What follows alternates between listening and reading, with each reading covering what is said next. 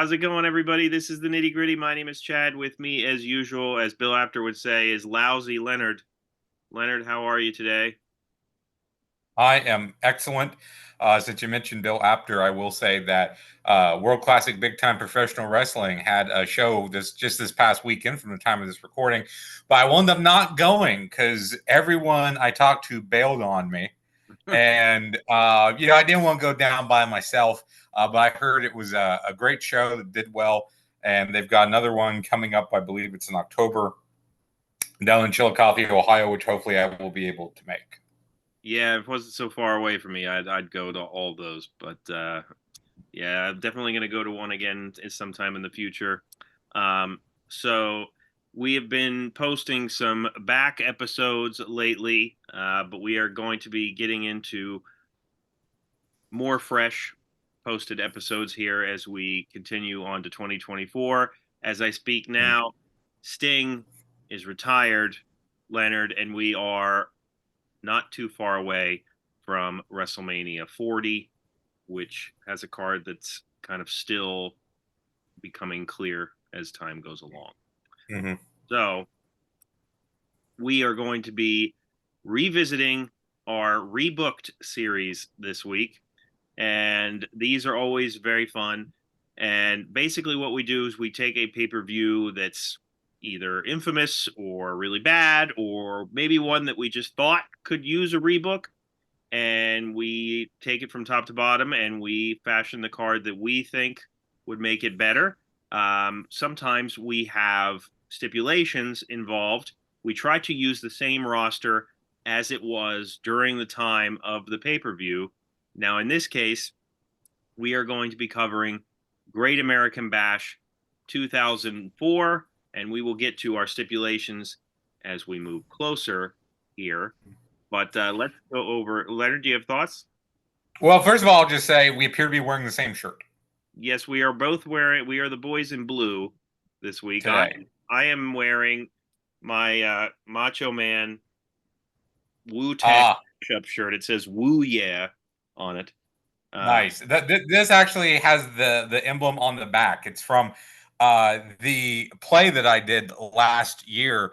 The play that goes wrong. It's the theater company within the play is called the Cornley Drama Society.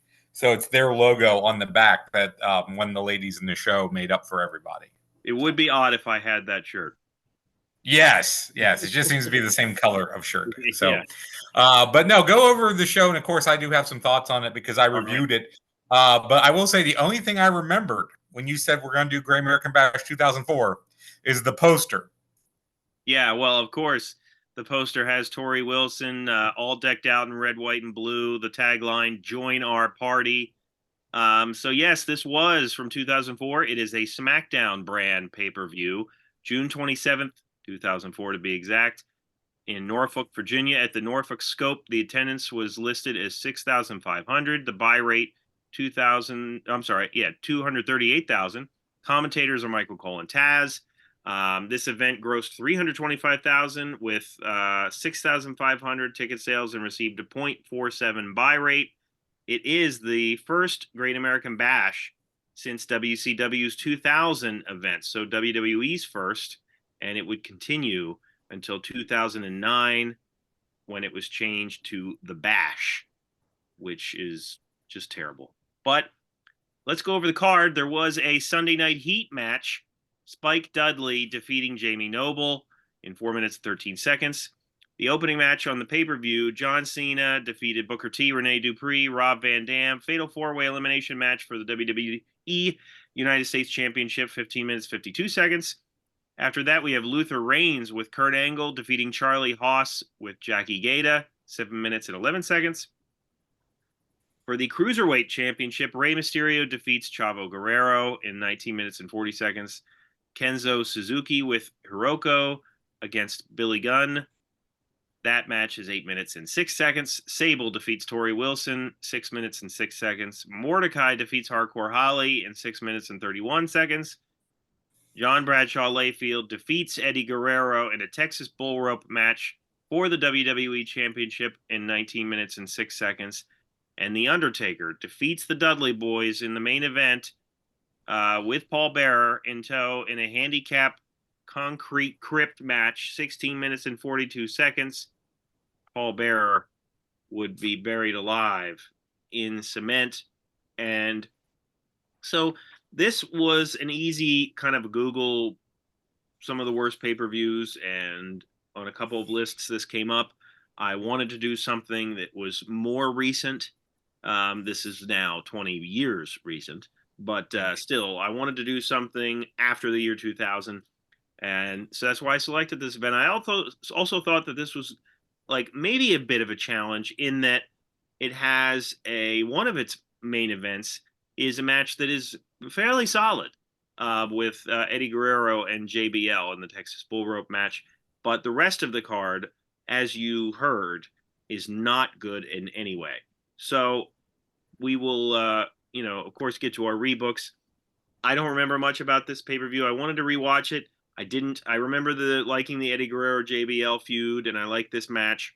The Concrete Crypt thing with Paul Bearer, I thought was really bizarre, and not bizarre in terms of like, you have the Undertaker as a dead guy, like, but it fits, I suppose, within his character. I just thought the reason for it was bizarre. Why they chose to just permanently exit Paul Bearer from WWE television in this way was bizarre. Having the last match on the card be the Dudley Boyz in a handicap match was very bizarre. Every part of it to me made no sense. So I remember not liking that. The visual of the Concrete Crypt is interesting, I guess. But then so is the Punjabi prison match, and that wasn't very good either. So yeah, this pay-per-view isn't really that great, aside from maybe one match. Leonard, what do you think? I would disagree with you. I didn't rewatch it, but I did watch some reviews and recaps just to refresh myself on it. The U.S. Fatal Four-Way, I believe that's an elimination four-way at the beginning, is pretty good. The Cruiserweight match is the best match on the card by far, the Cruiserweight title match. That's easy 4 stars. The Bull Rope match is really, really good until the finish. It's got a dusty finish. It looks like Eddie Guerrero is going to retain, but upon review, Bradshaw fell and touched the turnbuckle first before Eddie's hand slapped it. And then you're kind of mincing rules because I believe it's always been you had to touch. It's touch. And when we say touch, that's with your hand, but any part of the body. So that was kind of a bad taste in the mouth. A lot of this is just you had some veterans of the Attitude Era still hanging around, Hardcore Holly, Billy Gunn, and they were going up against new, unproven people, Kenzo Suzuki, Luther Reigns, Mordecai, that just had not proven themselves and would not catch on. Those guys are not around very long, those 3 names that I just mentioned. And as you said, the Concrete Crypt match, weird, bizarre. It's also, if you watch it, it's definitely a stunt double in the case. It is not Paul Bearer. Any close-ups were shot earlier in the day. Right. And I got this from some of the stuff I was watching. And they basically, you can tell that because when you see Bearer, it's just Bearer. And when you see Paul Heyman pulling the lever or them fighting around, the cement truck, you don't see the case. You always see the case in a long shot. So yeah, this to me, it's not a terrible pay-per-view. It is a mixed bag. It's basically one god-awful main event with 3 really good matches and the rest largely forgettable and just doesn't do anything for anybody. Yeah, Paul Bearer wasn't even at the arena. I was watching a clip of a shoot interview he did right before I got on here. Yeah, you mentioned the Cruiserweight match. Obviously a lot of the stuff Rey Mysterio does and Chavo Guerrero does are very good. A lot of the Cruiserweight matches of this era tend to run together to me, and not in a bad way. They were all they were all solid, but maybe not a ton of them stand out to me. I think that some of those guys were, could have been utilized it better than just having them all kind of stuck in a cruiserweight division type atmosphere. John Cena was still, doing things around this time frame that were okay. I liked the after this he would start the best of five series with Booker T. Hmm. I liked that. I don't remember this Fatal Four Way match, but I will trust you that it was good. Certainly, I have seen this pay per view before, but it has been a while. Hmm. So let's move on with our rebooks. Now, the stipulations I mentioned earlier, Yes. one of them is that you cannot keep the main event exactly the same. Now, I realize I didn't detail what that meant, but for me, that meant, JBL versus Eddie Guerrero. But technically, the last match on the card was the handicap match. So we'll see what Leonard pulled out. No, Um, I believe you said we couldn't keep the WWE title match the same. oh, I yes, believe I is did. what you Okay, said to so I me. did specify that. Well, Yeah. no, I do not. I did not keep that the same. Okay, yeah, neither did I. And the other part of our stipulations was that you had to use either a concrete crip match or a Texas bull rope match.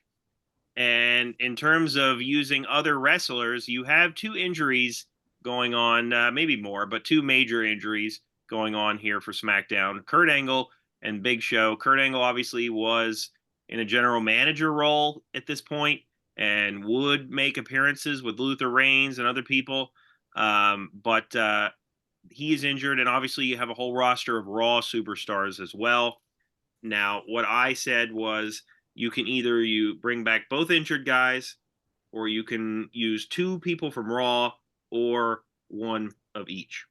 So we tried to limit ourselves in who we could use from the Raw brand and who we could bring back that was injured right after this pay per view. Kurt Angle would start a feud with Eddie Guerrero, so he's not too far off. Yeah, and Big Show would come back shortly after this as well. So, I mean, if you elevate the timelines a little bit, it would be very plausible for each of them to be able to have made this show. Right. So, Leonard, how many matches do you have? I have 8, and I did not book a Sunday Night Heat match, but let's just say Rene Dupree beats Billy Gunn. Okay, well, I did. I have eight, including my Heat match, and so I will start off with that one. Go And ahead. as has become a staple for my rebooks, Leonard, you might be able to guess what's coming. But it is a four-way: Matt Morgan versus Hardcore Holly versus Luther Reigns versus Bill DeMott in And loser leaves town. a loser leaves town double kiss my ass match, which is, they would have to, whoever loses has to kiss the ass of both Vince and Rikishi, who is a SmackDown guy. So, Yes, yes. To mention, I looked that or, up. Rikishi would be let go in July. That apparently he got injured back in April and never reported back, and they found out that he didn't report back, and that's why they let him go. right. Well, there you go. And I chose this match because all these guys are terrible um, in various ways, in my opinion. So, you know, just have them on Sunday Night Heat, have a stipulation involved. One of them gets fired. Maybe you get a couple of extra buys. So that is my Heat match. Leonard, what is your opening match? Well, who wins? Who gets fired? Who has to do the ass kissing? Let's make it Bill DeMott since he's a douche canoe in real life. Okay, there you go. I don't think he was doing much at this time anyway. So my opener, and I basically kind of just went with what SmackDown's strengths were at this time, and the cruiserweight division certainly being one.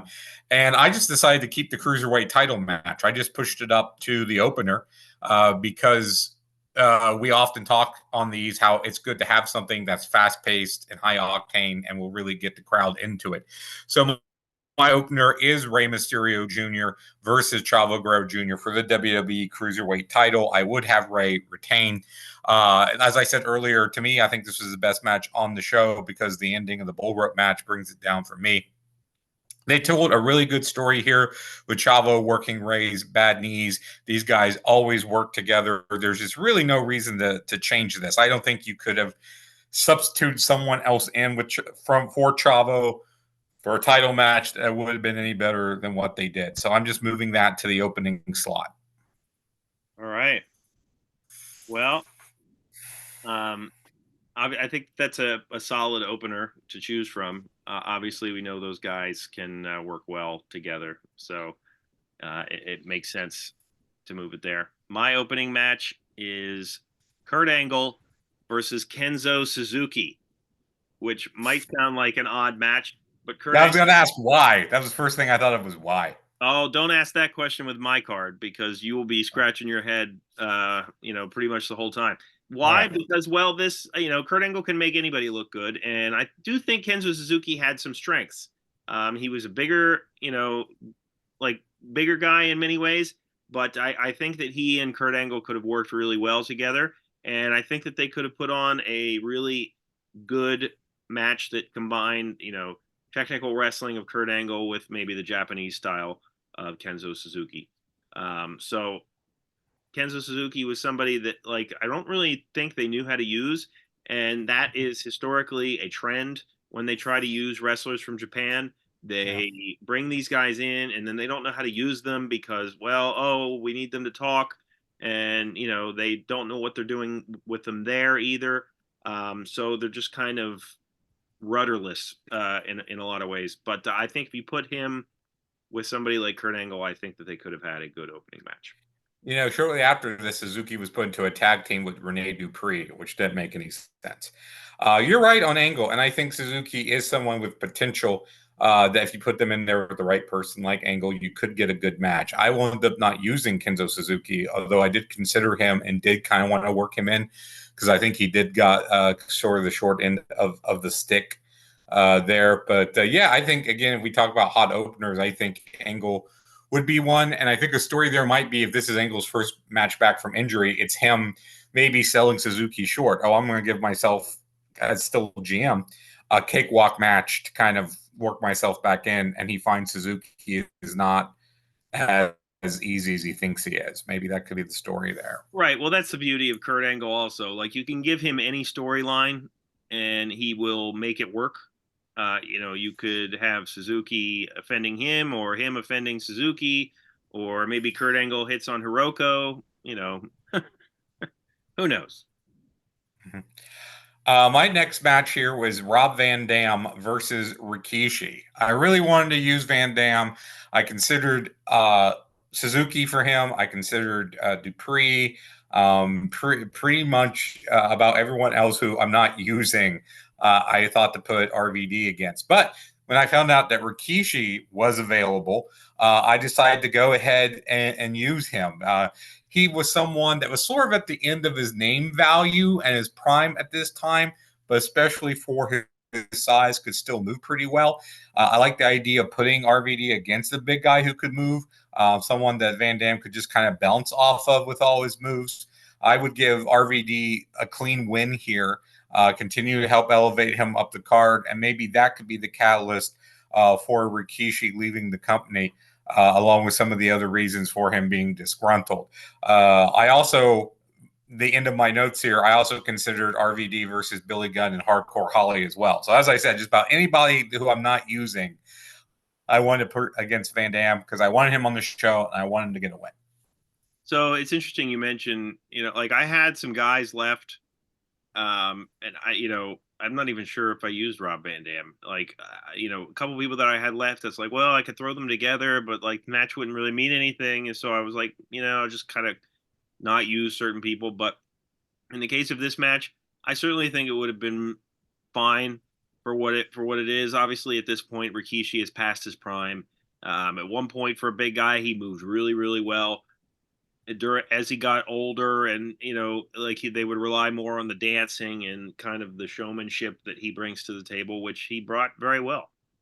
But Rob Van Dam could still certainly go at this point and can still go now for those of us who have seen him on AEW.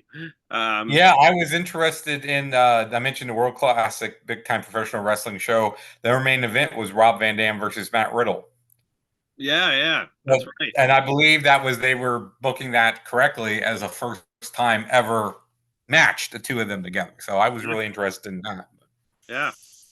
So yeah, I think this match would have been fine. Maybe an appropriate place to match after your barn burner of a Yeah, cruiserweight. the cruiserweight. And again, the idea here was maybe just to use Rikishi's name value. And again, maybe gets him coming back from injury for the first time. So at this point, you could have thrown anyone in there against Rob Van Dam and it would have been okay. So Right. My next match is a six-pack challenge, number one contendership for the cruiserweight title. Jamie Noble versus Paul London versus Billy Kidman versus Akio versus Shannon Moore versus Nunzio. They would have various combinations of these guys on SmackDown and Velocity around this time. And some of these guys really, really did great stuff together, specifically Jamie Noble and Akio. There's some really great matches that are probably lost until WWE decides to put them out again. Because I don't know if you can access Velocity on Peacock, but I want to say you can because I think I wound up watching a couple episodes for fun at one point, but I hope so um, because who this knows? Things do come and go on there. So yeah, this era they had some great stuff, and I really think if you showcase all these guys at one time, yeah, it could be a cluster, but I also think that it could be really entertaining, really high flying, but also really show how these guys combined various styles into one. You had, Japanese styles, you had high flying styles, you had more technical style of wrestling, and other people who just kind of did everything. Like Jamie Noble to me is very underrated in this era. mhm. But yeah, so who would I have win here? Probably Billy Kidman because I really think that he never got his just due in WWE. Mhm. I did something similar, which we will get to, for the same reasons that you did. The cruiserweight division was fantastic on SmackDown at this time. Those guys were doing some great work, but they were often buried on Velocity or in a nothing match on SmackDown. And so giving them a showcase is great. Again, I think Billy Kidman's underrated. I think Akio's underrated. Jamie Noble was super underrated. So yeah, if it's just giving them some time and letting them just go out there and run through their wares, this would be a really good match. And as I said, you'll see I did something similar here in a little bit. So next up, I have the WWE US Championship match. Champion John Cena defending against Booker T. As you mentioned, they would have a best of 5 series after this. Cena versus Booker T was really the feud from this. So why not do this now? These guys match up well. Booker T was a veteran that could still go. Cena was still here a bit green, but coming into his own. I think these guys had always had solid matches against each other. Their movesets match up well. So I would have Cena retain, but maybe through some wonkiness. Maybe it's a double pin shoulder count. Maybe Cena just barely wins by count out, or they do a double count out or something like that. And then that would help set up that best of 5 series. But if you look at the 4 guys that were in that fatal, or I keep calling it a fatal 4-way, but it's an elimination 4-way. I thought about doing Cena, Rob Van Dam. I believe they were both faces at the time. I just went with Cena, Booker T, and let's jumpstart that feud. Well, I mean, we know that these guys did some good stuff together. So looking back, Cena and his career is probably worth a revisit for a lot of people. On one hand, I think the way that fans viewed him was valid. On the other hand, I think some of the matches that he did were maybe not as bad as what people thought. In the case of this era, the United States Championship era and before, like he was very hungry and still had something to prove. And that's why I think that this series with Booker T worked. So I think this match would be very good. Um, and and yeah, I use John Cena in a different way, and we'll get there. I'm excited to share that idea, but All right. I certainly like this, and think it would be solid. So my next match, again, I was trying to figure out interesting things to do, so I have a triple threat match: Bubba Ray versus Spike versus Devon. To the best of my knowledge, this match never happened. Did Bubba and Devon? Yes, of course. Yeah. A triple threat match? Not that I could see. Maybe it happened in a random ECW event, but when I Googled it, a video game thing came up. So That often happens. If I check to see if a match happens, I'll find it and go, "Oh, it did," and then yeah, it's like somebody did it on 2K4. So excuse me. So yes, this match would be a hardcore match. Obviously, with these three guys involved, you would want it to be a hardcore match. And here's what would make it fun. Every single Dudley family member that could possibly show up at this would show up because the feud would be based around, the Dudley family respect. You might start with Devon and Bubba Ray fighting over, who's the leader or who should get more respect, whatever. And then you have Spike insert himself, creating the feud itself. Then you have every Dudley family member you can think of interfering. And just so everybody knows, there are a lot of them. You have Big Dick Dudley, Chubby Dudley, Dances with Dudley, Dudley, Sign Guy Dudley, Snot Dudley. Then you have associates, Leonard. I don't know if you knew this, but the Bushwhackers were once Butch and Luke Dudley. no, I do not remember Butch and Luke Dudley, but that is amazing. Jenna Jameson was Lady Dudley. Gotta have her show up. They've used. I thought there was a female Dudley. I know there was Stacy Keibler was the Duchess of Dudleyville at one point. Yes, thank you. I was going to mention her as well. She was on Raw at this time, but you could have her show up if you really wanted to. Joel Gertner was Studley Dudley. And yeah, you had. And then there's like a whole list of those that were Dudleys outside of ECW. But at one point, you could just have like some sort of crazy melee where, of course, you have Spike winning. Because definitely so. And then it would be something where Spike would kind of lord his power over Devon and Bubba going because he was now the head of the family, that type of thing. Absolutely. And if there's anybody that deserves more respect for what they did, it's Spike Dudley, who is completely out of the business as far as I know. Yes. So next up, I don't have a match. I have a bikini contest of Sable versus Tori Wilson versus Dawn Marie versus Jackie Gaeta. Sable versus Tori Wilson on the actual show was god-awful, by far the worst match on it. SmackDown had all the eye candy gals, and Raw had all of the working women from the women's division. So let's just play up the eye candy factor and the summertime factor. During the actual show, all the women were in bikinis doing hot tub interviews.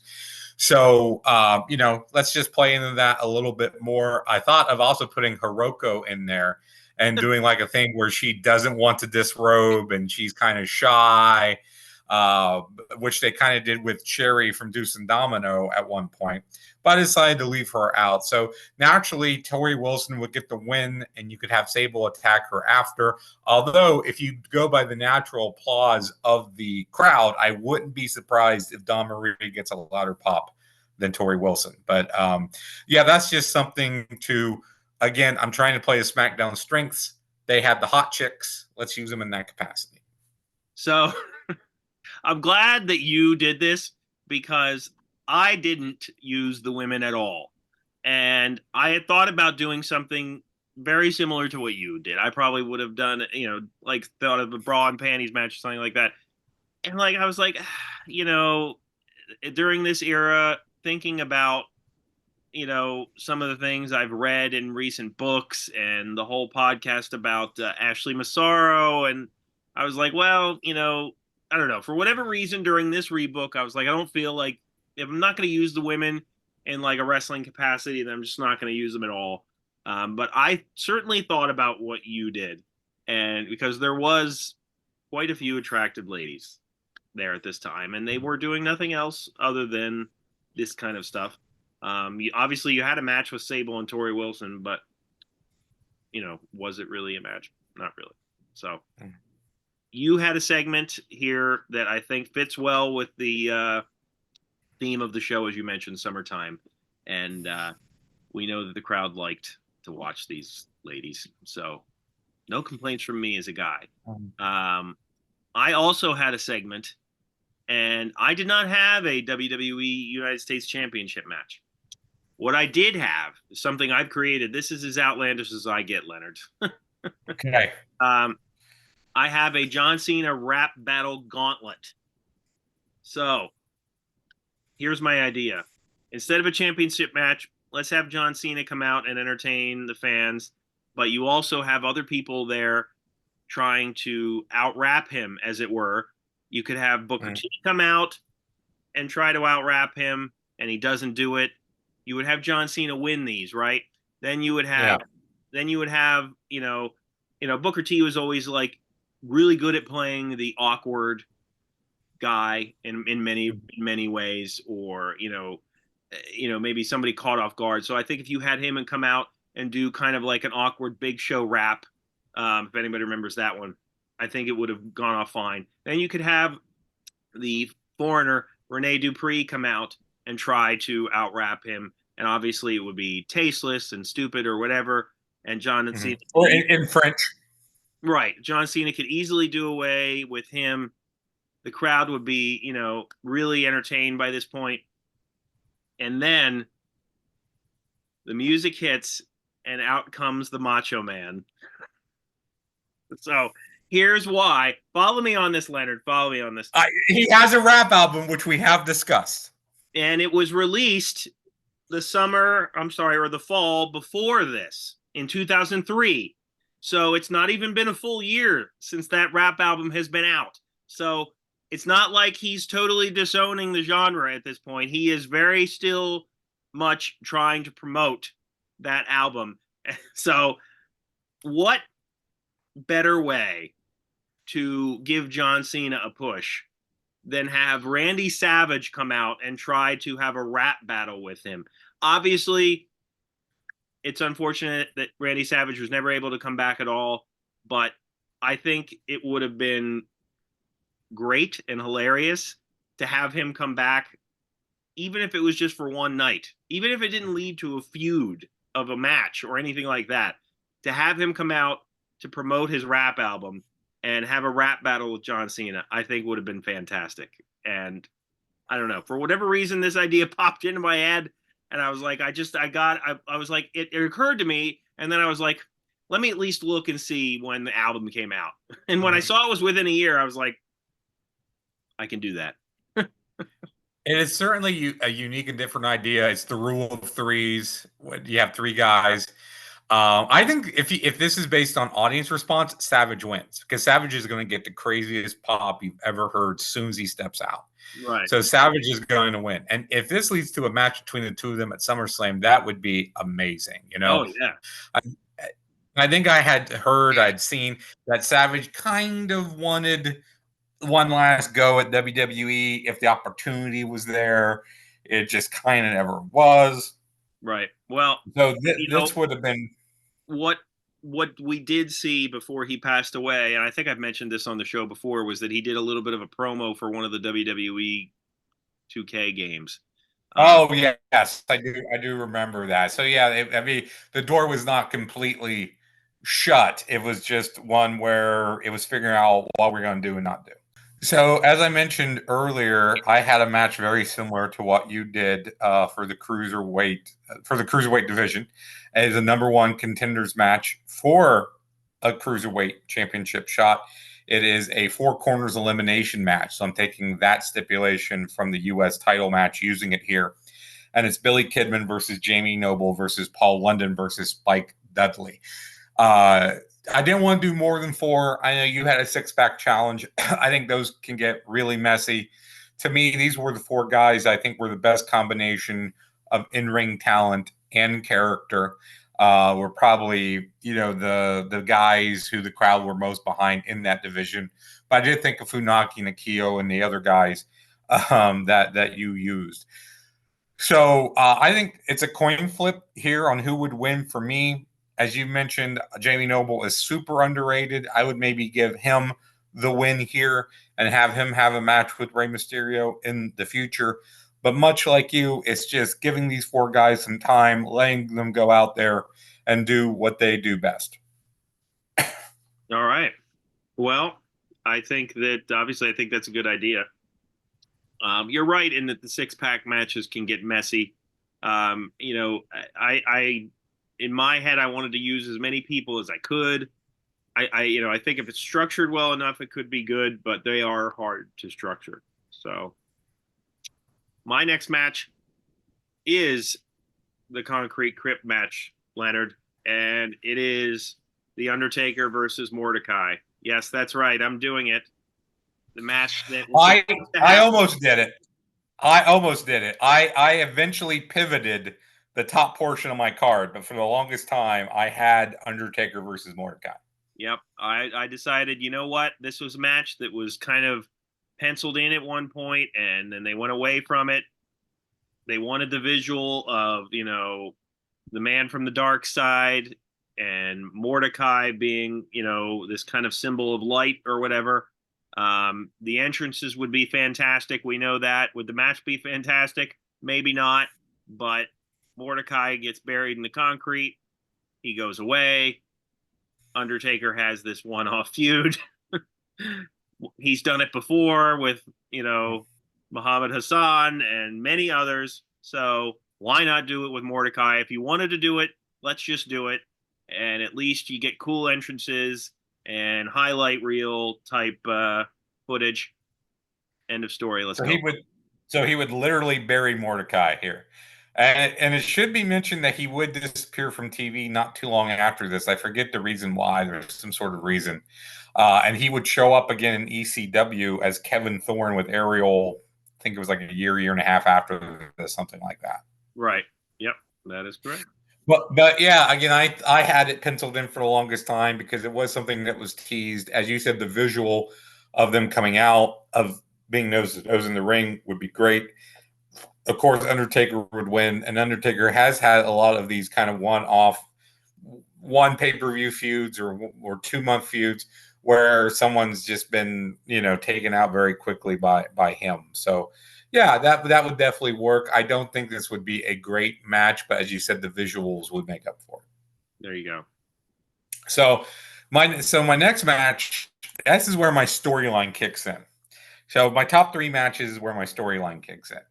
Earlier in the night, as soon as we come on the air, I would have Michael Cole and Taz talk about how the Concrete Crypt match got called off.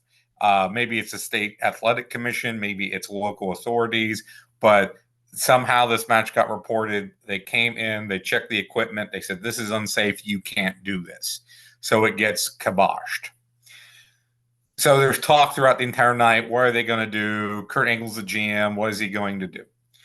So the Dudley Boyz, Bubba Ray and Devon with Paul Heyman, go to the ring. The Dudley Boyz are the WWE Tag Team Champions at this point. And I would have Kurt Angle come out and say, I called in some favors. I got you guys a title shot, or a title match, I should say. You're going to defend those belts tonight against the world's greatest tag team of Charlie Haas and Shelton Benjamin with Jackie Gaeta. Haas was on SmackDown. Benjamin was on Raw. They were split in the draft, so they never really officially broke up. Of course, they were both part of Team Angle with Kurt Angle and associated with him. I did not look up if the World's Greatest Tag Team and the Dudley Boyz had matches. I believe they did. But I think these are guys, despite the fact that they work different styles, I think could work well together. I think there might be a pop for Benjamin showing up. So this may be pushing Angle a little bit face, which kind of plays into some things I want to do a little bit later. But that is the start of my storyline for my what one might call a 3-match main event for me. Well, I like the idea of reforming the world's greatest tag team. I think that the match between them and the Dudleys would be solid enough. I think the world's greatest tag team worked better with people that were more their speed in terms of technical wrestling and stuff, or fast-paced matches. But the Dudley Boyz could work with pretty much anyone. I really like the idea of reforming a tag team that had been broken up, because I had, I do that, but I was going to do it, more than once in this rebook, and I didn't. I had originally thought of reforming like the APA, but I was like, no, I don't want to do that, because like JBL is new as a character. So yeah, like 2 or 3 months, not long. Right. So I was like, I don't want to do that. But I had thought about reforming a bunch of old tag teams and kind of putting them together in some way. So I like this idea using Shelton Benjamin, who's on Raw. Certainly, these guys were great together and never were able to click as much as we wanted them to as singles. My next match is, speaking of reforming tag teams, it's going to be a 3 against 3. We are going to have Chavo Guerrero, Chavo Classic, and Rey Mysterio against JBL and the Smoking Guns. Leonard, we are reforming the Smoking Guns. Why?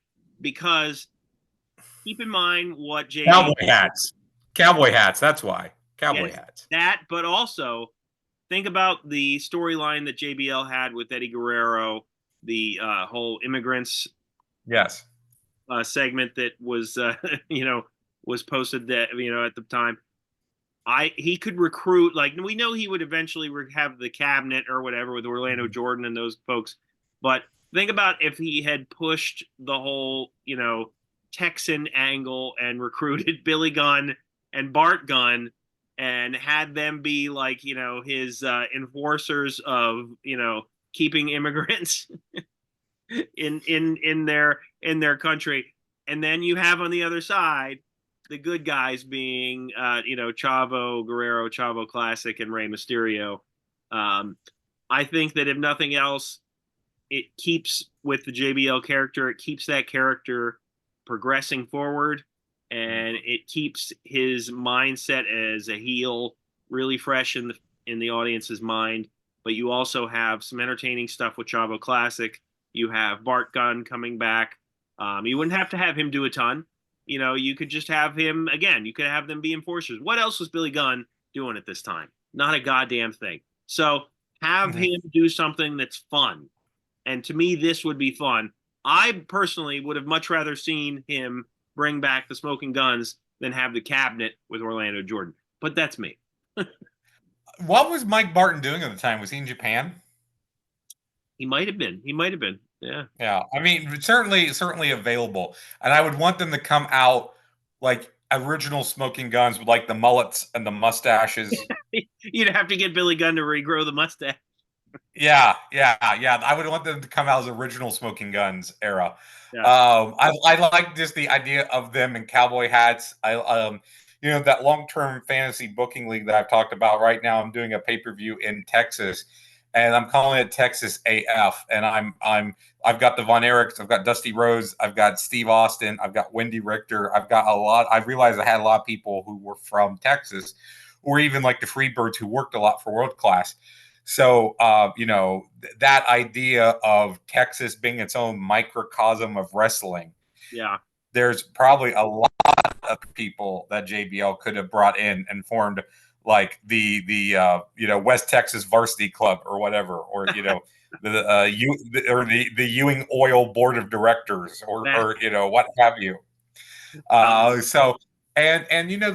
thing I like with Chavo Classic, I can't remember if this was the era where he was hanging out with Chavo Jr. or not, but it was around that time. He would win the cruiserweight title shortly after this. That's why I used Okay. And Chavo, even for his age, was not bad. He could still, I believe, even do a moonsault at this point in his career. He was one of the first guys to do. I think it was a turnaround cross body block or whatever they called it. To do that in North America. So I think having Chavo pop the crowd by pulling out some stuff that you wouldn't think someone his age could do, I think would pop the crowd. I think this could be a nice mix of a comedy match and a good match, considering that you do have decent workers involved. With Rey and Chavo, great workers. With JBL, someone who could certainly work his character. The Guns were not bad. And again, like I said, Chavo Classic had lost a step, but he had a step no one else really had. Because he wrestled in the Southwest, a lot of people don't know how good he and the other Guerreros were. Right. But they were all Mando, Hector, all very, very phenomenal for the time period. So I love this idea. I never would have thought of it. This storyline writes itself to me. I mean, you have JBL offending, Rey Mysterio or Chavo Guerrero, have him visit Chavo Classic at his home or something like that. Like, you can just see these vignettes, in my opinion. And then all of a sudden, here are the smoking guns. It's what everybody wanted, but they didn't know it. Mm. That should be what Michael Cole was saying in commentary when this match comes up. So my next match is a bull rope match for a WWE Championship shot, and it is Undertaker versus JBL. So JBL goes to the ring for the bull rope match, gets hooked up, but instead of Eddie Guerrero coming out, he gets cut off, and Undertaker comes out because he's PO'd about the Concrete Crypt match being called off, about him not being booked on the show. You would have vignettes in the back leading up to this where he's arguing with Kurt Angle. You better put me on the show. You better give me what I want. Things like that. So he's like, well, if Kurt Angle isn't going to give it to me, I'm going to come out and take it. So he comes out and he like straps on the bull rope and starts fighting with JBL. And this would lead Angle to come out and say, hey, I'm going to go ahead and sanction this. Whoever wins this, you're going to get the title shot down the road. And then you could still do the Dusty finish. Undertaker was always super protected, even though he didn't need to be. He could absorb losses, but that protects him a little bit. I don't mind it so much in a number one contenders match. A title match, yeah, but a Dusty finish here I think is okay. So you could do that to keep JBL in that main event spot coming up. You can, do that to make the Undertaker even more mad. Maybe he beats up JBL after, and then that would put JBL out for my real main event coming. And again, that is more of the storyline I've got going with the Concrete Crypt match being canceled. All right. Well, the next match I have is my main event match. And it is so I used Kurt Angle coming back from injury. I opted for the one person back from injury and one person from Raw side. Mm-hmm. And my main event match is for the WWE Championship. Eddie Guerrero defending against Shawn Michaels. And this was another match a feud that was rumored to be a thing at some point. It could have happened. Unfortunately, Eddie Guerrero would pass away. But this was something that was discussed. And unfortunately, we never got to see it. And I really think that from a comedy perspective, this match, like this feud would have been really interesting. I think that these guys could have shifted gears very easily from comedic to serious and pulled everybody in to want to see this match. And we know it would have been a barn burner. We know it would have been great. And unfortunately, we never got to see it. But that's kind of where I was leaning in this pay-per-view, like having some things happen that were possible that just never got to happen. And I think that this match is one of those matches that we all really would have loved to have seen. And I think in this era, when Guerrero is, still, coming into his own as a main event guy, even though technically he would lose the title at this event, I think that this would have been a great way for him to stay a main eventer by maybe getting a quick win over Shawn Michaels. Mm-hmm. And you definitely come back with that at SummerSlam with a stipulation of some sort. And you can make this work easy. Kurt Angle trades for Shawn Michaels. He just thought that Shawn Michaels was someone to have. Maybe he trades Big Show, because I believe in kayfabe, Big Show was the one who injured him. He trades Big Show to Raw. Maybe he trades, like, he does one of those like lopsided Herschel Walker deals where he trades like all the dead wood guys to Raw. I'll give you Billy Gunn and Hardcore Holly and Mordecai and Luther Reigns and Rene Dupree and Kenzo Suzuki and his wife for Shawn Michaels. Like, trades the farm for Shawn Michaels type of thing. That would be fun. And I think if Angle stays in that GM role, having him kind of in between Michaels and Guerrero, you could get some fun stuff there with those guys. The match would probably be absolutely fantastic. I love the idea of bringing Shawn Michaels over. I love the idea of you kind of giving us with your show some things that were maybe promised or hinted at that never really happened. So you certainly can't argue with Guerrero Michaels as your main event for what was kind of just a half thought out, SmackDown only pay-per-view at the time, when they were still kind of figuring out how those would work. So my main event, which continues my storyline, is a no disqualification match for the WWE Championship. Eddie Guerrero champion versus Kurt Angle. So Benjamin was my Raw guy. Angle's my brought back guy.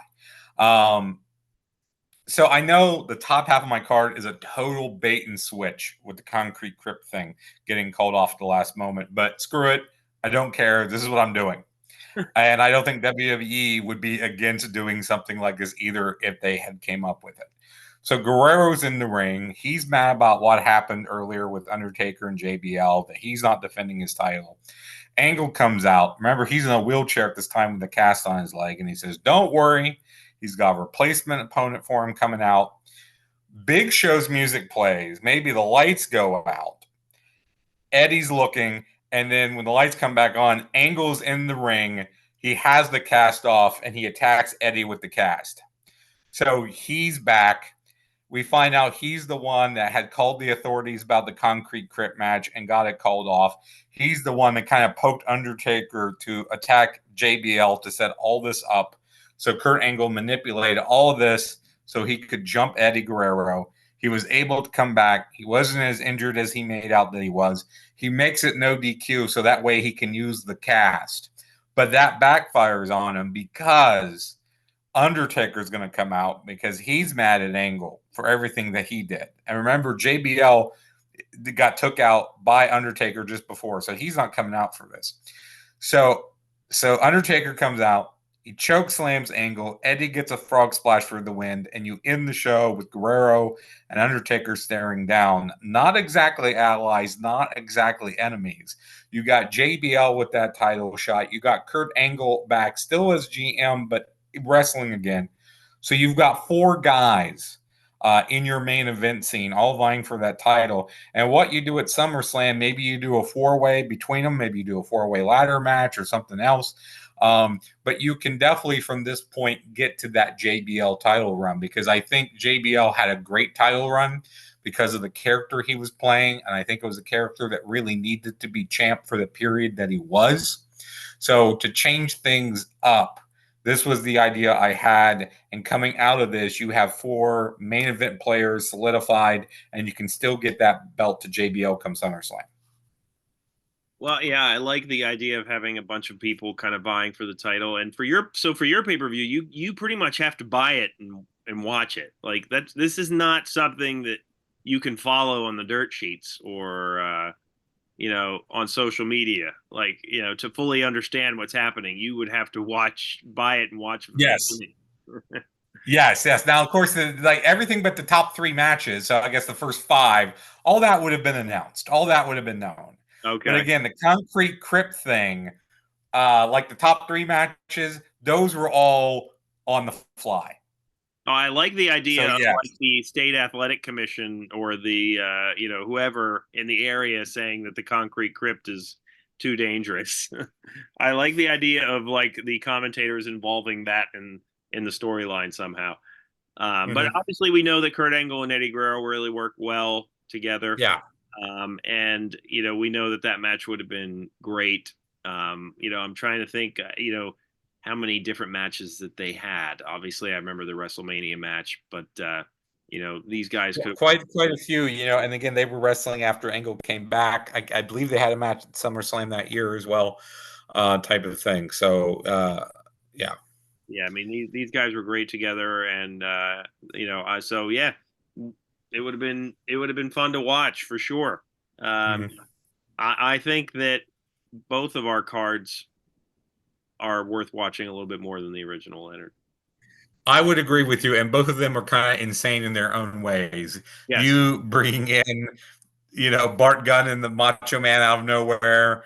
The fact that I pull a complete bait and switch with my top 3 matches. These are definitely shows that people would be talking about the next day, and I don't think Meltzer would like them. Probably not. Like, but again, like you said, with water cooler talk, like, man, did you see? The Macho Man came back. Like, I think if you ask John Cena right now, like, and you pitched the idea to him like, hey, picture it back in 2004. If you could have a rap battle, wouldn't it have been fun to have a rap battle with Randy Savage? I think he would have been, the more he thought about it, he would have been like, you know what? Damn it, that would have been great. Yeah, he totally would have gone for it. I think he would have thought that was an amazing idea and an amazing angle to do. Yeah, I mean, I think anybody, if you would have said, "Hey, do you want to do X with Randy Savage around this time period?" they would have said yes. Let's Yeah. bring him in. Not that I mean, Savage was past his prime, but still, it's Randy Savage. So. Right. Exactly. You don't have, again, that's why I had him in a rap battle capacity. Like, it would have been very easy for me to be like, oh, bring back Randy Savage to have a match. You bring him back, and nobody would have expected him to come back in this way. Like, Yeah. but have him pull a Warrior, and I'm not coming back unless my rap album is advertised on every commercial break. Like, anywho, Why not? let us know what you thought of our rebook idea and what you thought of the original pay-per-view. And please comment and let us know if you think our ideas are crazy or good. Either way. And make sure to check out our other videos: segment surgery, random match reviews, what's that card, stupid questions, which we have not done in a while, but we will do again soon, I'm sure. And we are also available wherever you listen to podcasts. For Leonard, my name is Chad, and we will see you next time.